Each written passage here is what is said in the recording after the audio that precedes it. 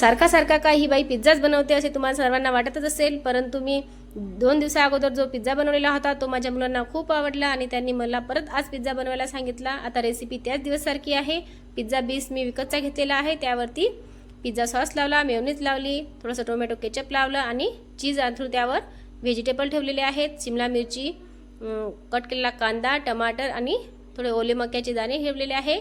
वरतून थोडीशी chilli flakes घातली, ऑर्गेनो घातला आणि त्यावरतून खूप सारं चीज मी इथं घालून घेतलेला आहे। आता त्या दिवशी हा पिझ्झा मी पॅनमध्ये बनवलेला होता, आज मी कढईत बनवणार आहे। कढईमध्ये स्टँड ठेवलं आणि त्यावरती हा पिझ्झा ठेवून आता त्यावर झाकण ठेवायचं आणि 5 ते 10 मिनिट आपल्याला हा शिजवून घ्यायचा आहे। आता तुम्ही बघू शकता खूप मस्त असा आपला पिझ्झा तयार झालेला आहे। गरमागरम पिझ्झा तयार आहे, या तुम्ही पण पिझ्झा खायला। धन्यवाद।